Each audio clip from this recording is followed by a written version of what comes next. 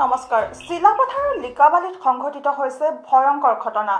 লিকাবালিত অৰুণাচলী দুৰ্বৃত্তই ট্ৰাক চালকক গুলীয়াই হত্যা কৰে। AS01DD 6343 নম্বৰৰ ট্ৰাক চালক ধ্ৰুৱ পাঠকক শূন্য দূৰত্বৰ পৰা গুলীয়াই হত্যা কৰে অৰুণাচলী দুৰ্বৃত্তই।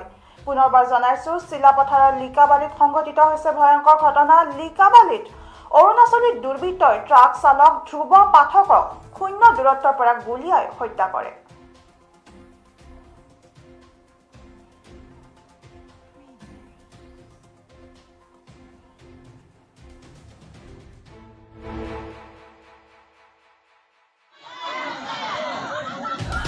চালকক অৰুণাচলী দুৰ্বৃত্তই শূন্য দূৰত্বৰ পৰা গুলীয়াই হত্যা কৰে। চিলাপথাৰৰ লিকাবালিত অসম অৰুণাচল সীমান্তত যোৱা নিশাৰ পৰা হঠাৎ পৰিস্থিতি উত্তপ্ত হৈ পৰিছে। জানিব পৰা মতে অৰুণাচল প্ৰদেশৰ টুটিং নগৰলৈ পণ্য সামগ্ৰী লৈ যোৱা AS01DD 6343 নম্বৰৰ চিলাপথাৰৰ বিজয়পুৰৰ ট্ৰাক চালক ধ্ৰুৱ পাঠকক নিংগিং নামৰ ঠাইত অৰুণাচলী দুৰ্বৃত্তই শূন্য দূৰত্বৰ পৰা গুলীয়াই হত্যা কৰে। খবৰটো বিয়পাৰ লগে লগে বিজপুৰ অঞ্চলৰ ঠাইত লগতে চিলাপথাৰ ট্ৰাক চালক সন্থাই জাঙুৰ খাই উঠিছে। অসম অৰুণাচল সীমান্তত টায়াৰ জ্বলাই তীব্ৰ প্ৰতিবাদ কৰা পৰিলক্ষিত হৈছে। শেহতীয়াকৈ খবৰ পোৱা মতে টুটিং চিকিৎসালয়ত মৰণোত্তৰ পৰীক্ষাত 12টা কাৰ্টিজৰ টুকুৰা ধ্ৰুৱ পাঠকৰ মুখমণ্ডলৰ পৰা উদ্ধাৰ কৰা হৈছে বুলি জানিব পৰা গৈছে। টুটিঙৰ পৰা ধ্ৰুৱ পাঠকৰ মৃতদেহ চিলাপথাৰলৈ প্ৰেৰণ কৰাৰ ব্যৱস্থা কৰিছে অৰুণাচল প্ৰশাসনে।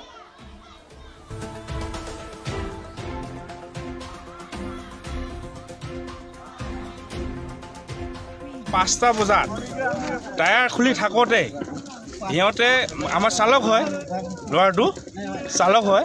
তাৰপিছত টিং বুলি জেগা কি মেগিং ডাউন সেই মেগিং ডাউনতে টুটিঙৰ ওচৰত তাক মানে সোধা নাই পোছা নাই, ডাইৰেক্টলি আহিছে। আহি 4জনমান ল'ৰা আহিছিলে, আহি কিনে ডাইৰেক্ট সোধা নাই পোছা নাই, ডাইৰেক্ট দাদাগিৰি কৰিছিলে। প্ৰথমতে দেই মাৰপিট কৰিছিলে। তাৰপিছত ড্ৰাইভাৰজনে কৈছে মোৰ ক্লাছিক কেলে মাৰিছে আপুনি? সেই আকৌ সোধা পোছা নাই, তাতে বন্দুকডাল ওলাইছিলে, তই ক'ব লগা কোনে বুলি ডাইৰেক্ট গুলি মাৰি দিলে।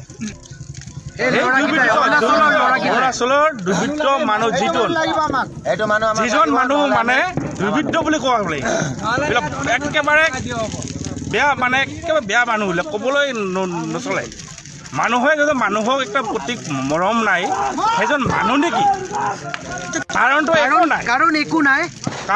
মানে ইহঁতে গাড়ীত ৰাস্তাত আছিলে, থিয় হয় বনাই আছে বুলি মদ খাই কি খাই আহিছে ল'ৰাকেইটাই ক'ব নোৱাৰোঁ, আমিও দেখা নাই। কিন্তু সেই সময়ত মানুহ ল'ৰাকেইটা আহি কিনে ধমকি দিছে বোলে তহঁতে ইয়াত গাড়ী থৈ কিনে কি কৰি আছ?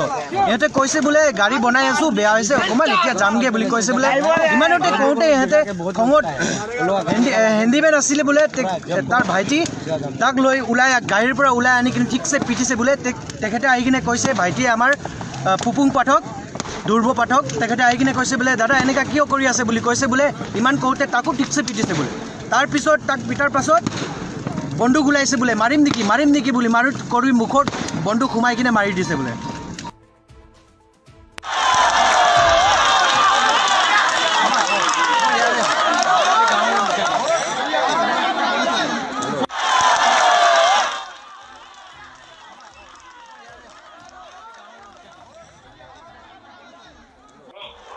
ঘটনা সন্দৰ্ভত অৰুণাচল প্ৰশাসনে কি ব্যৱস্থা গ্ৰহণ কৰিব সেয়া হ'ব বাৰুকৈ লক্ষণীয়। আৰু এই খবৰটোৰ লগে লগে মই ৰিজু ষ্টুডিঅ'ৰ পৰা বিদায় লৈছোঁ। পৰৱৰ্তী বা বাতৰিৰ বাবে চাই থাকিব PI নিউজ, ৰাইজৰ দ্বাৰা ৰাইজৰ বাবে। ধন্যবাদ।